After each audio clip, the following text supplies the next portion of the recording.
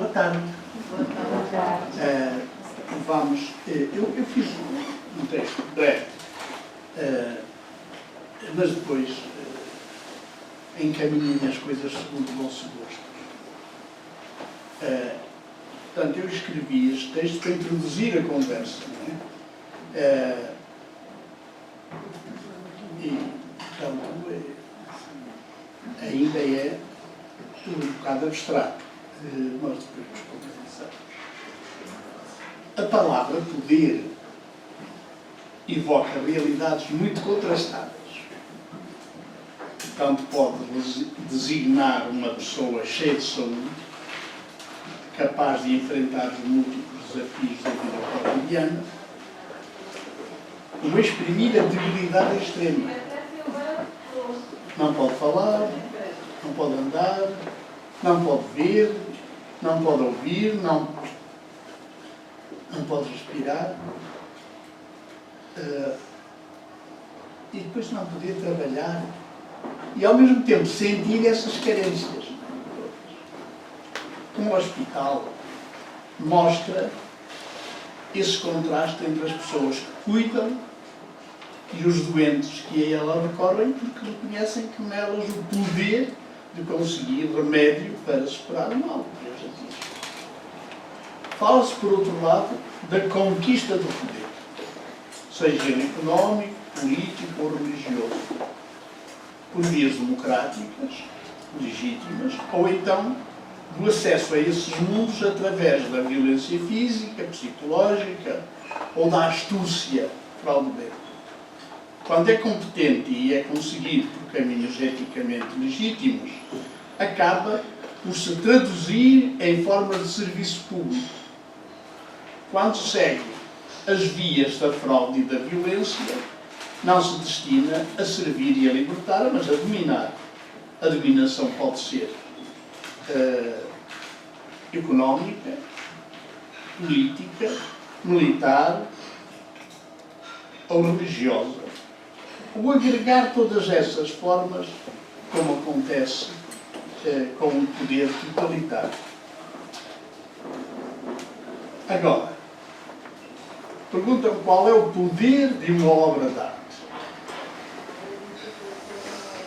Não se mede o seu alcance utilitário. Podia dizer que a arte não serve para nada.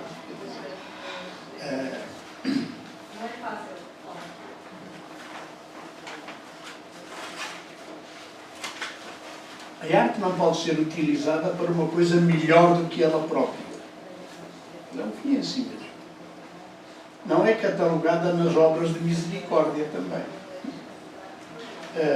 Nem nas obras de beneficência. Ou da maldade. Não copia a natureza. Não duplica. A natureza nem a representa.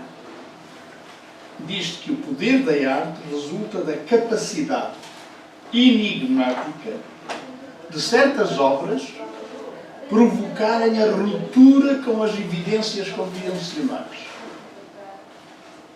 e de criarem um novo e inconfundível mundo de experiências de fruição estética, pela densidade das emoções que despertam.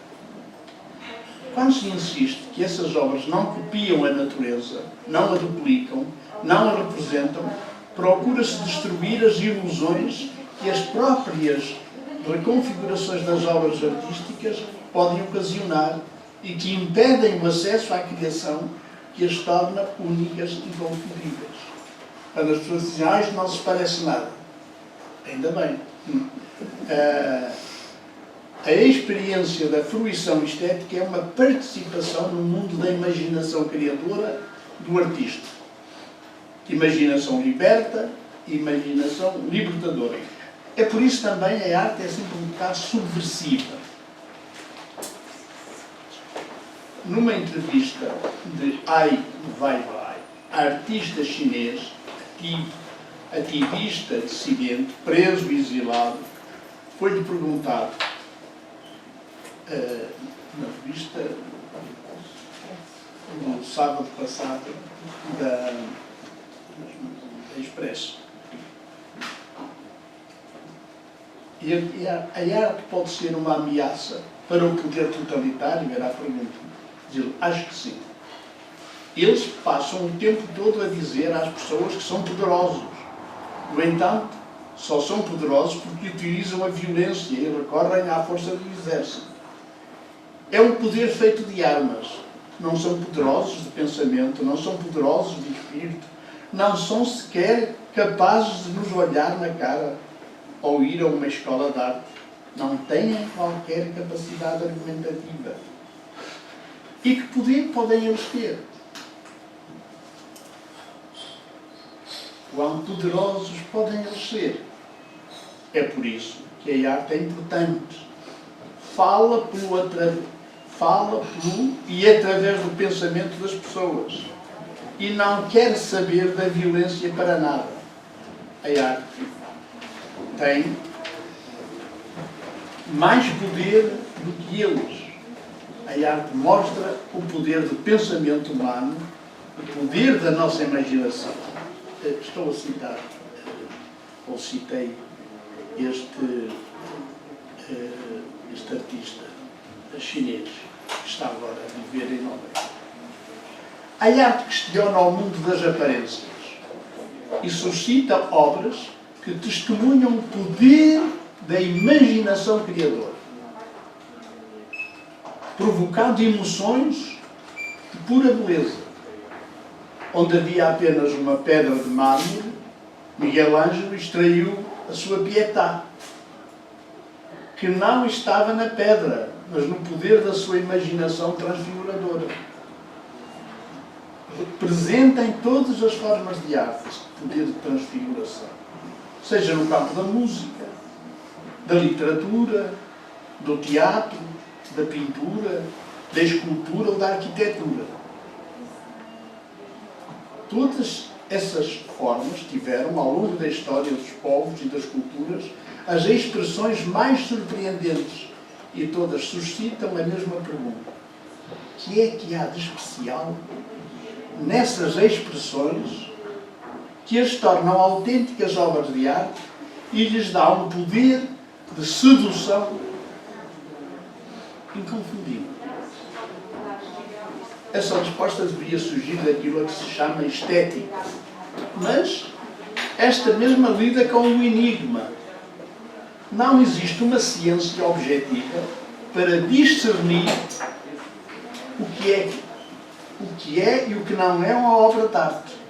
Não há uma ciência disso. Quando é que o arranjo dos sons produz uma música sublime? Ou então uma chocalhada, não é? Quando é que o arranjo das palavras produz um poema? Um romance? Um conto? Aos quais se volta sempre e se reeditam e as pessoas conservam as pessoas. Quando é que o arranjo das cores produz uma pintura que desloca multidões para a contemplar? Vejam que é este ano, mas já foi sempre assim, por exemplo, em Milão, para ir ver a ceia do Da Vinci. Há pessoas que estão 3 dias seguidos e dormem porque aquilo só pode estar um certo número de pessoas de cada vez. E isto é impressionante, quer dizer. Quando é que o arranjo, portanto, das cores produz uma pintura que desloca multidões para a contemplar? Quando é que o trabalho sobre a madeira ou a pedra produz uma escultura? Quando é que a construção de um espaço constitui uma obra de arquitetura? Entre os muitos arranjos das palavras, dos sons, das cores,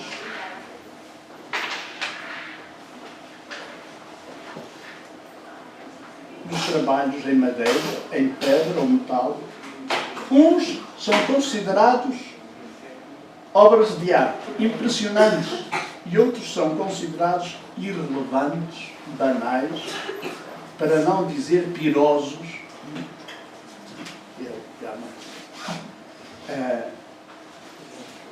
Até dizem isso é fuleiro, não é? A divulgação da mediocridade encarnada, pintada ou musicada, servida por alguns meios de comunicação, tem o enorme poder de poluir o gosto, impossibilitando uma autêntica experiência estética. De matérias banais podem ser feitas obras geniais, e de matérias nobres podem sair produtos que só o mau gosto pode consumir. Sem invocar aqui os grandes monumentos da Ásia, da Índia, das Américas, da Europa, podemos perguntar o que seria, por exemplo, da Itália sem o poder das suas imensas obras de arte. Como sabem, a Itália era de repúblicas separadas, só no século XIX é que houve a União da Itália, e, portanto, rivalizavam umas com as outras a ver as que produziam e que convocavam os maiores artistas. Mas que seria de Paris sem a Catedral de Notre Dame, que agora estão a refazer o que foi estragado, mas ela não foi destruída. Mais perto de nós, o que seria de Lisboa sem os Jerónimos?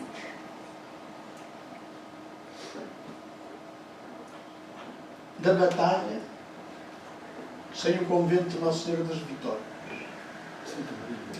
Ou de Tomar sem o convento de Cristo? Esta zona é até meio espantosa porque estava entre além do castelo, tem das obras internas que tem aqui, igrejas fantásticas, estava situado entre a Batalha e Tomar. E depois no meio havia uma coisa que eu muitas vezes disse que só um bulldozer podia resolver, que era Fátima. Aquela cangalhada toda. E depois produziram-se lá algumas obras fundamentais. Falando delas, ontem mesmo houve uma apresentação no livro, vou falar precisamente, e uma das obras é de lá. E não falou das últimas. Portanto, qual é o poder de todas essas obras para além do lucro económico que o turismo consegue? Eu não sei responder, verifico apenas que testemunham de uma beleza que, se os seus suportes materiais pudessem, seria eterna. São os suportes materiais de uma obra, a gente diz, mesmo a Batalha, está com problemas, são, mas não é pela sua beleza que ela pode ser destruída. Os seus autores, isto aqui é espantoso, morrem e deixam obras que a gente diz imortais. Se pudessem, não, o seu suporte material aguentasse. Sabem que o Walter da Madame Bovary dizia: eu vou-me embora e essa filha da mãe fica aí. Ora, é um bocado uma coisa que gostava de discutir. Portanto, se os autores morrem nelas, não. Toda a grande obra de arte, a começar pela música, e que seria Lisboa, sem a Gulbenkian, toda a grande obra de arte, a começar pela música, levanta sempre a questão da sua humana e divina transcendência, sem a nomear. Provocam emoções que nenhum mundo pode conter.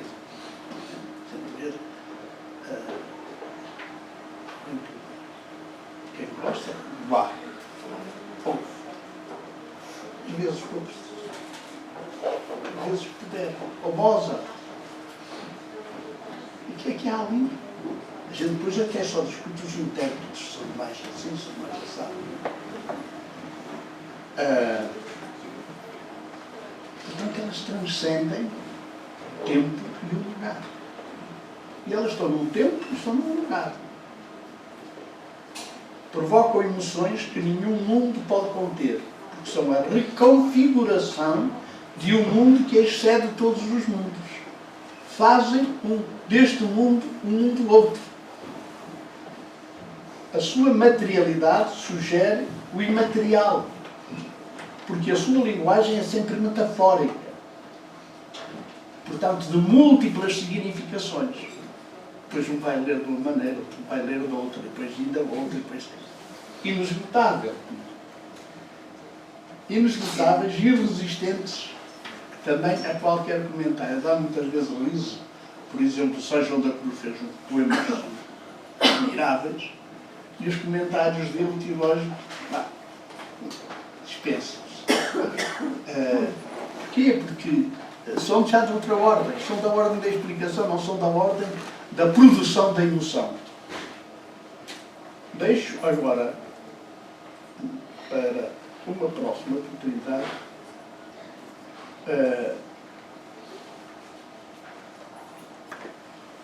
o comentário a uma obra que vou mostrar, foi ontem apresentada em Lisboa.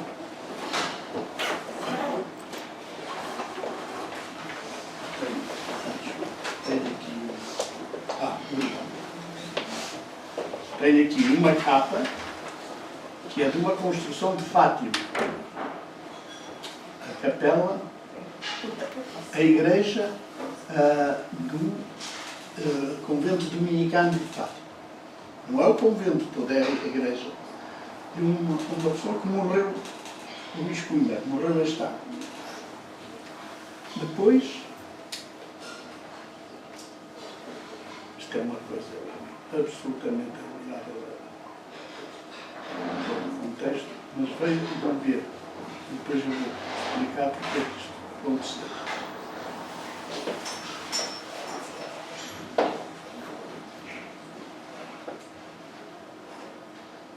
Esta é, por exemplo, a igreja. Depois passa para a frente. Que nós podemos ver a igreja aqui, do convento dos dominicanos de Fátima. Agora vamos por uma coisa aqui mais perto. Não mais perto, não agora.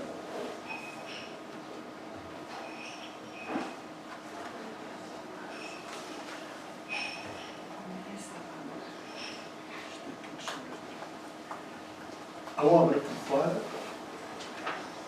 é assim. O Luís Cunha tem aqui uma Nossa Senhora que não se parece nada com a Senhora de Nossa Senhora de Fátima, é outra coisa. Mas eu vou mostrar já à frente uma coisa que é espantosa.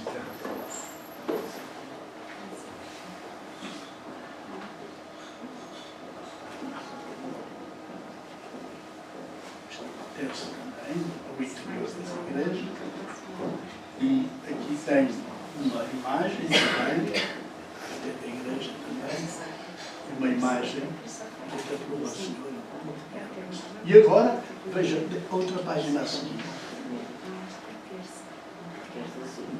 Tenho aqui uma representação, não representa nada, mas tenho aqui uma apresentação do que é uma comunidade cristã, que está numa pintura lá de uma capela lateral, lá dentro do interior da igreja. Pois está. Isto é o sacrário dentro. Pintou também o Luís Cunha. Agora, vamos aqui para uma outra maravilha. Também morreu este ano o seu autor.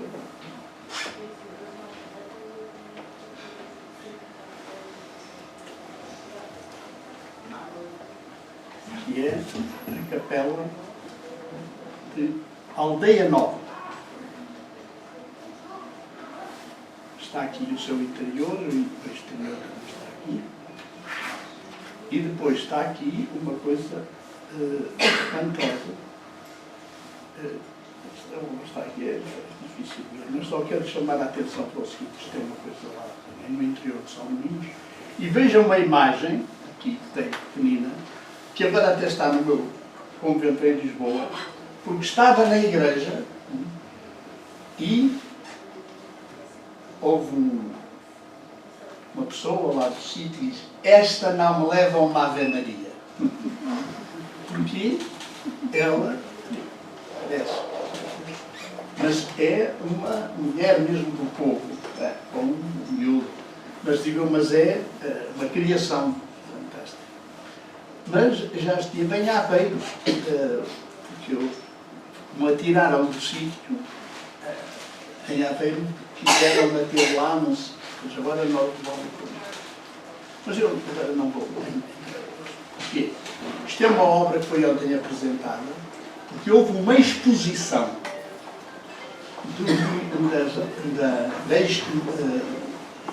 daquilo que os dominicanos em Portugal fizeram pela renovação da arte sacra. E aqui tem a história mesmo de uma revista de arte sacra. Eu digo só um instantinho o que é. O que há nas igrejas, o que havia nas igrejas, era uma coisa que se chamava art sans sulpice, que era uma coisa infecta. Aquelas imagens todas que nós temos, até a própria imagem da Nossa Senhora de Fátima, como isso, satura tanto o gosto que as pessoas pensam que parece que o Nossa Senhora de Fátima já não é Nossa Senhora. O problema é o seguinte, é que o Padre Couturier e o Padre Regamé dos anos 49 e 54 do século passado fizeram uma revolução completa na arte. Porquê? Porque chamaram para a construção, por exemplo, do convento. Eu tinha vivido aquele tempo sonâmbulo. E depois houve uma metamorfose em mim, passei a viver sempre com a minha mãe. Todos os dias. Todos os dias falo com ela. Eu lembro das coisas todas de que ela tinha mania e das coisas que também, das coisas que era agreste comigo e das coisas que era carinhosa.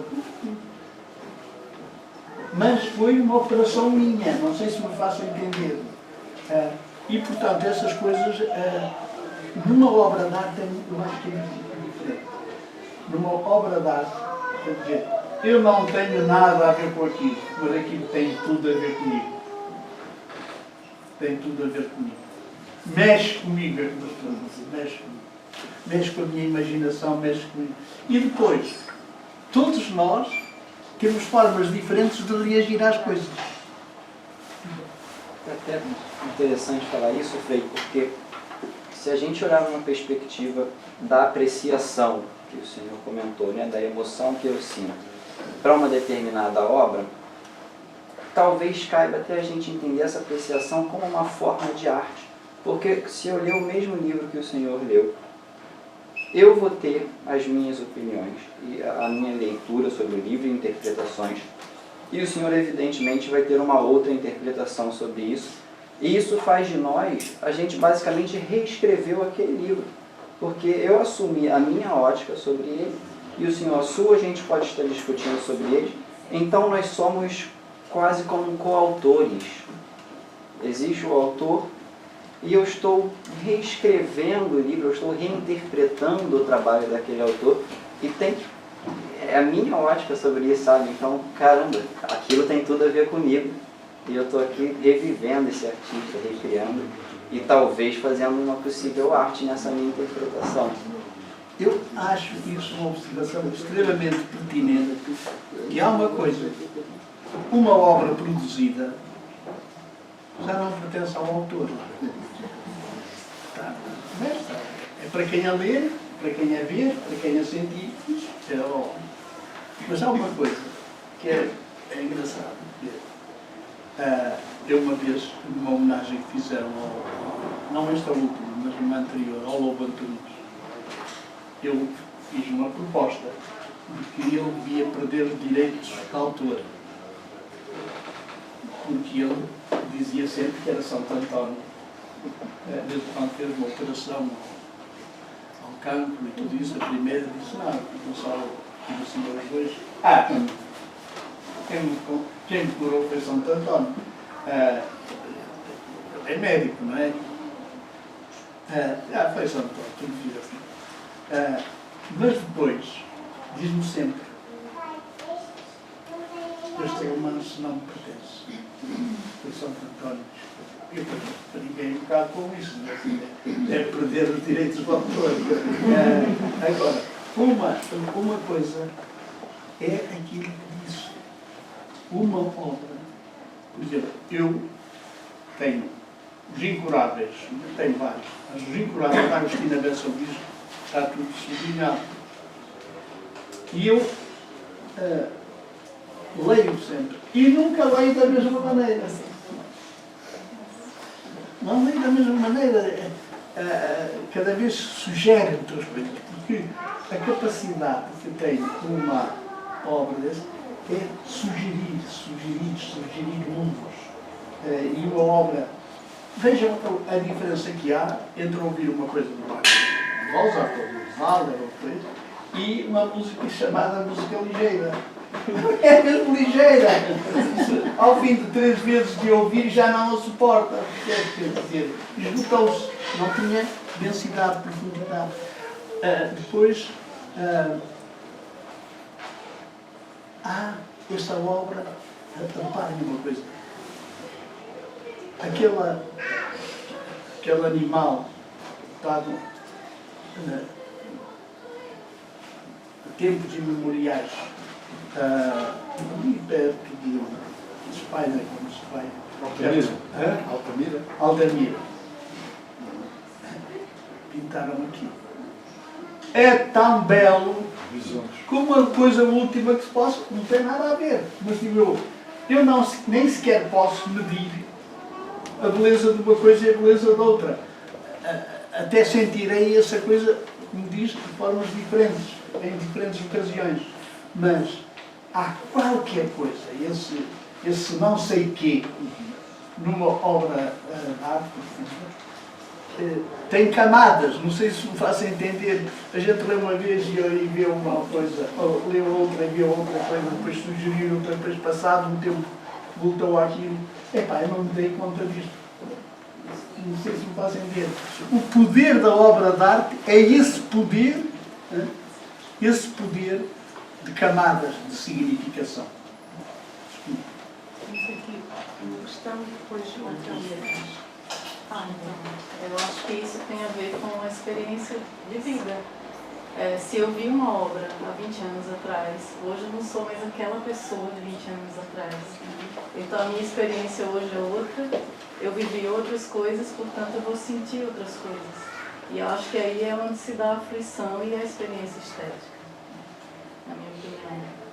Mas o que eu ia comentar também é sobre, você citou Antônio Damasio, e essa coisa das emoções e sentimentos.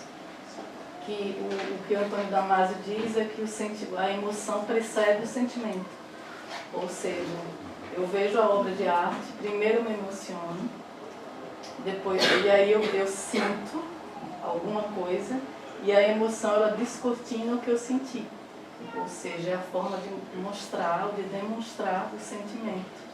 E eu acho que também ele fala do pensamento, que é o pensamento e o que a moça falou, que o pensamento está envolvido aí também, junto com o sentimento, com a emoção. É uma forma do cérebro antenar. Aliás, a originalidade do trabalho de Damasio é dizer que não é o cérebro, não é isto, é o corpo todo.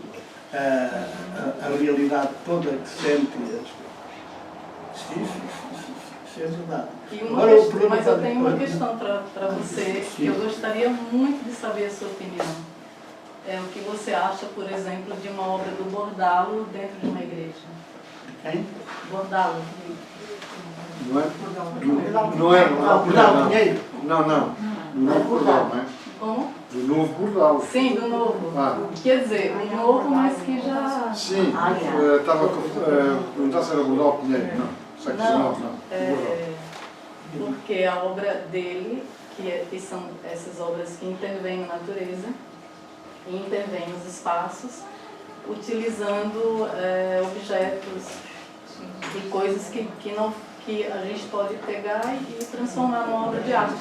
Mas o que ele quer falar por trás daquilo, né, que produz muito pensamento, que muitas vezes você vê uma obra dele e não se emociona, não sente, mas a emoção é saber que ele está intervindo na natureza de forma tão genial e dizendo uma mensagem para o planeta, né, porque ele utiliza plásticos. Então eu fico pensando de entrar, por exemplo, num museu ou numa igreja, porque ele faz muito externo, e se deparar com uma obra dele. O que seria isso para você, se você tem uma opinião? Repare que a mim é sempre a mesma coisa. As transformações mesmo de estilos de época para época, e dentro de uma mesma época, vários estilos.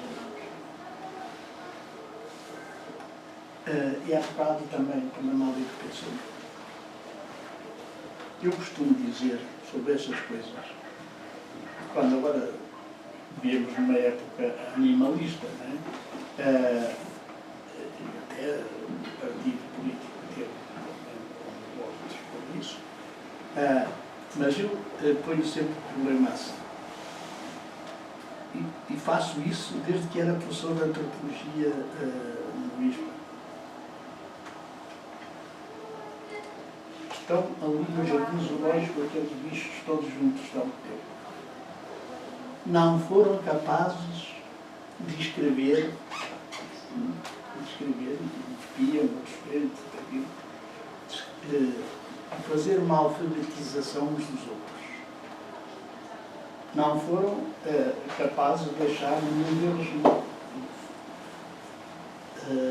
mais do que a sua existência. Estão na selva, animais. Qual é a diferença?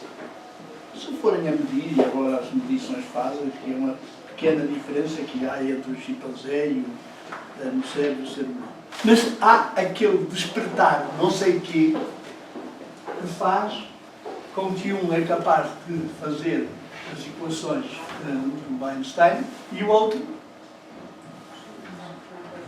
zero. Porquê? Há em tudo que há nós, e têm sensações, e têm emoções, os animais, a gente sabe isso, não é? Tem experiências. Agora, há uma coisa no ser humano que é a própria transfiguração das nossas emoções, por causa de ser pensante que somos. Quer dizer, mesmo o nosso pensamento influi na maneira de captar da interação das coisas. E depois, os pensamentos são realmente muito diferentes. Vocês podem encontrar aí uma pessoa que é um grande engenheiro, tem uma capacidade de cálculo, tudo isso. Mas se não estiver o dom que faz essas coisas, pode reunir os dois dons.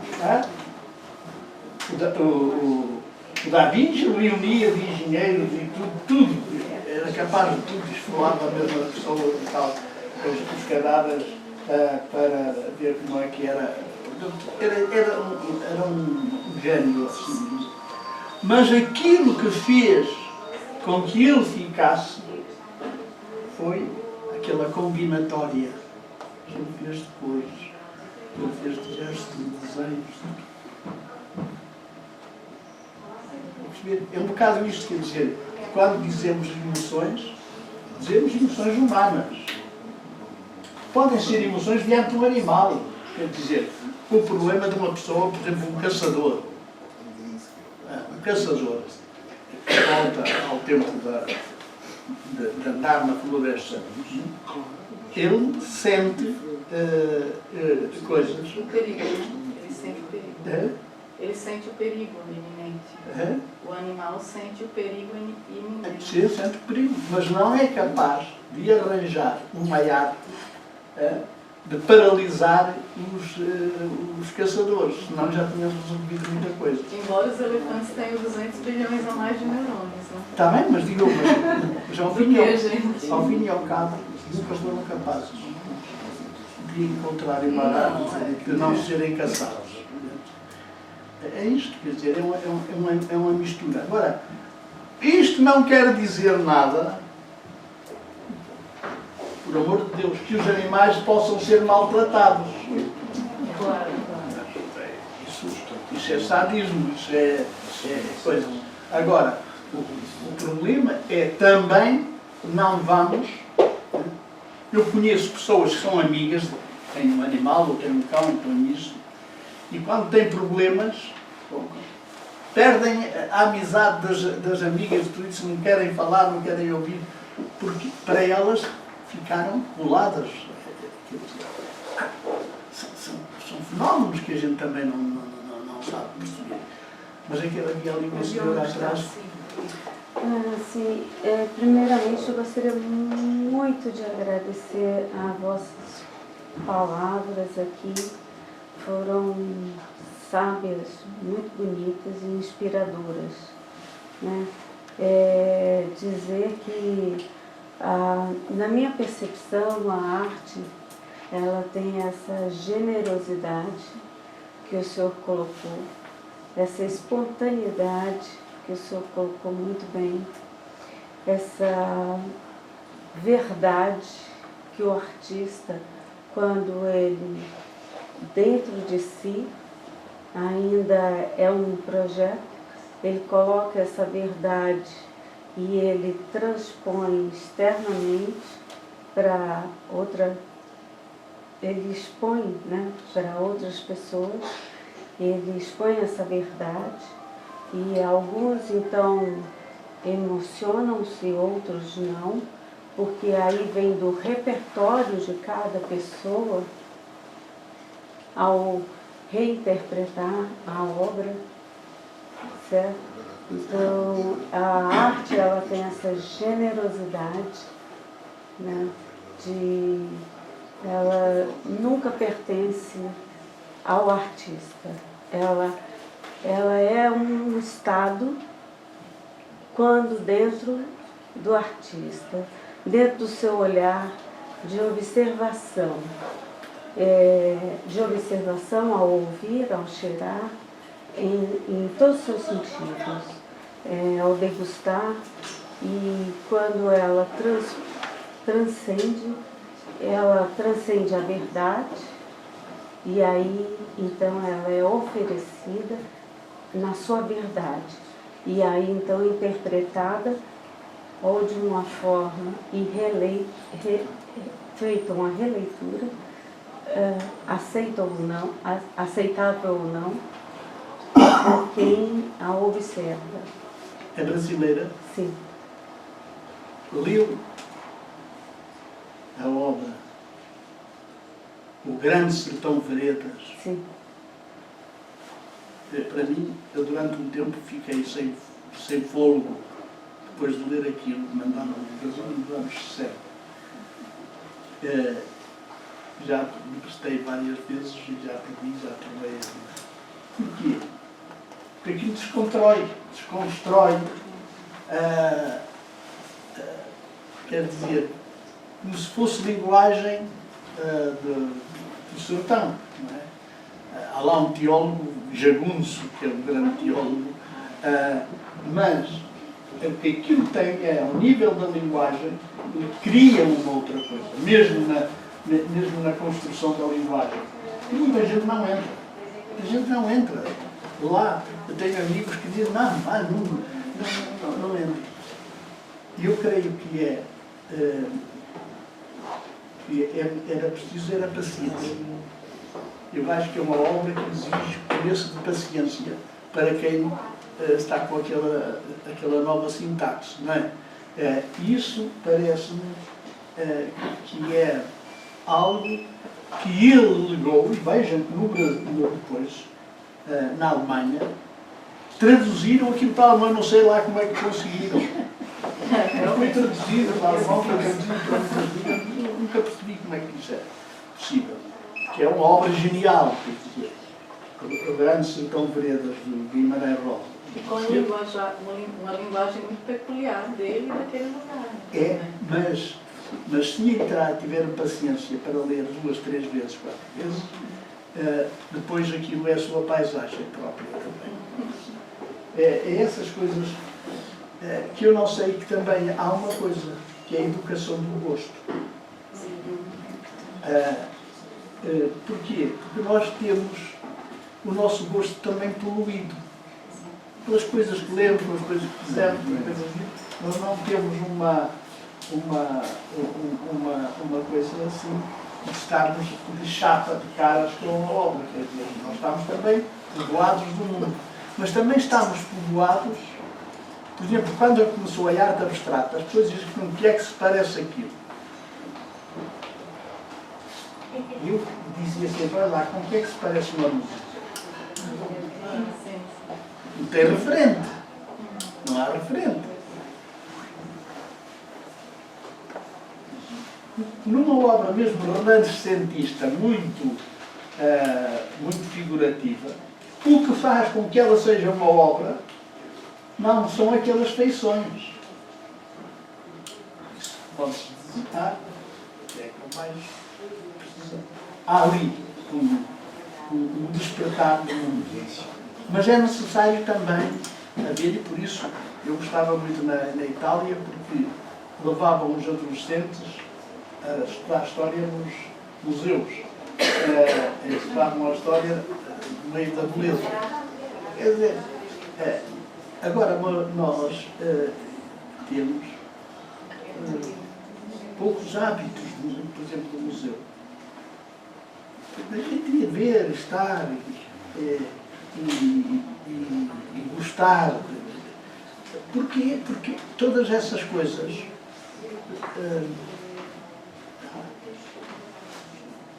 levam tempo. Levam tempo. Sabem que nos anos 50 havia uma coisa que na literatura filosófica francesa se chamava l'intuition de l'être. Mas eu sempre achei que a grande intuição é da arte. Intuir. Mas ela é preparada, essa intuição. Porquê? Porque nós estamos despreparados. Estamos manchados no nosso olhar, no nosso gosto. E o que faz a cultura do gosto é cultivado. É cultivado. Agora, não é desnaturado. Quer dizer que muitas pessoas passam a gostar daquilo. Está bem? Mas o problema é que passas mesmo. Se não passar, não vais. Vais ao charco. Quer dizer, a obra, a gente tem que passar por lá.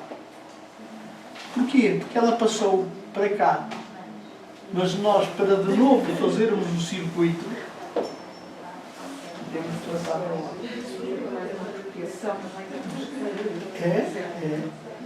Não sei se alguém mais gostaria de colocar uma questão. Eu só queria dizer, relativamente à apreciação, portanto, à uma noção estética perante uma obra, muitas vezes precisa de chaves. Essas chaves são dadas por também algum conhecimento.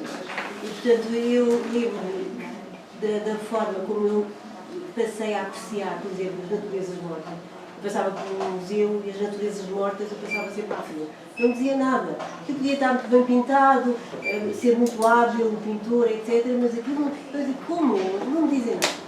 E a chave foi-me dada pelo, para mim, saudoso Jorge Estrela, que um dia explicou o que é que aquilo significava, etc. E deu-me essas chaves que me passaram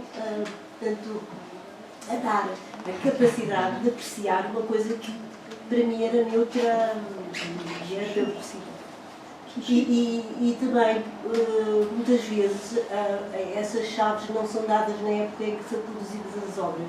E, portanto, o tempo, muitas vezes, aquela dúvida que há se é obra de arte ou não, acho que é o tempo que é dado. Portanto, é o passar e se ela morre ou se ela continua viva, se ela diz alguma coisa, porque na altura, por exemplo, sei lá, toda a arte revolucionária, que fez cortes como o cubismo, por exemplo, e que não era apreciado, portanto, era visto como muito negativo nos salões, etc., de pintura, nas exposições. Depois, portanto, era uma arte que muitas vezes o artista está fora do seu tempo, como se costuma dizer. Mas há uma coisa que é engraçada. Todas essas experiências grandes de arte também se deram no século XX. O século XX teve uma coexistência de estilos e depois uma sucessão de estilos. E hoje é um século fabuloso. Os artistas todos, em todas as áreas, é uma coisa impressionante. Mas o que aconteceu, por exemplo, na igreja, foi em que as grandes obras de arte tinham nascido na igreja, depois houve aquela contaminação da arte de Saint-Sulpice, que fez com que depois foi necessário, e é necessário ainda continuar um trabalho de, como é que é de dizer, de desaprender para tornar aquela coisa que Para libertar. é isso, para libertar a imaginação, para libertar O mesmo que estavas a falar só foi possível porque apareceu a fotografia. E a fotografia libertou a arte, neste caso a pintura, para poder fazer uma outra expressão. Ou era a pintura, que era a ver retrato. Não, mas mas eu acho que isso é importante. E a educação da arte. Por exemplo, há programas, eu acho que é uma pena, e há alguns na televisão, de vez em quando há programas até para iniciar a ler as obras de arte. Mas o que me espanta é, por exemplo, na televisão portuguesa, o pouco cuidado de tratar das obras de arte e, ao mesmo tempo, de fazer esse trabalho de chaves e tudo isso. Eu por exemplo, às vezes via no verão aquelas coisas que estavam sobre, à tarde, coisas do país que andavam. E eu ficava assim, uns cantores, umas cantoras, péssimo, tudo. E eu dizia, esta gente está a empregar-se, ou está a mostrar. Primeiro podia mostrar aquela terra fantástica. Podia ter uma iniciação àquilo. Podia ter ali até pessoas que sabem dançar. Não, tem umas tantas pessoas. E isto é, que eu diria, o poder da arte ainda não conseguiu convencer as pessoas que têm responsabilidades. Porquê? Vende-se bem. É isso, vende-se bem, entretém e tudo. Mas eu acho que poderia haver um bocadinho para tudo. Educar é mais fácil, mais difícil que entreter. Educar é mais difícil que entreter. Sim, demora mais tempo, gasta-se mais tempo. Agora, eu espero que nós, em Portugal, apesar de tudo, temos uma coisa agora, que é a escola. E certamente na escola agora já fazem muita coisa. Mas no meu tempo não se fazia nada. Quer dizer, eu ganhava sempre os prémios todos de desenho, que era a professora que desenhava. Como eu era o melhor aluno no resto, tinha que ser também em desenho por causa das coisas de ir à sede do Conselho ou a Braga e tudo isso. Ora, o problema não é nada, não tem jeito nenhum. Quer dizer, ela fazia. E eu passava por jeito. Ora, a minha colega de carteira é que tinha um jeito enorme. Mas eu passava sempre à frente, porque a professora queria que eu passasse à frente. É uma coisa mais deseducativa que pode haver, não é? Agora, há uma coisa que eu acho, é que, quer queira ou quer não, muita coisa mudou no país para melhor. Culturalmente. Sem dúvida que sim, é verdade. E também com a vossa presença aqui, com a presença dos também vamos, de certa forma, contribuir para essa mudança, por pouco que seja. Queria lhe agradecer uma vez mais. Foi um prazer estar aqui a escutá-lo, a vocês também. O que nos choca é que a Igreja tenha colaborado nisso. O que nos choca é que haja exposição.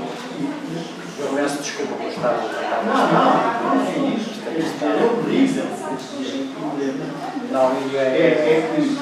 Não consegue passar aqui no outro. De maneira nenhuma. Eu estudei, fui formado, não sei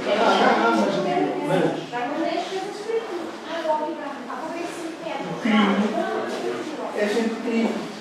não deixa de ser, não é? Agora, independentemente dos ideais que leva a praticar o crime, não é? As justificações que às vezes são usadas. Mas é muitas vezes, em nome do bem, o mal que se faz. Exatamente. Discurso Que aparece, não é? Que é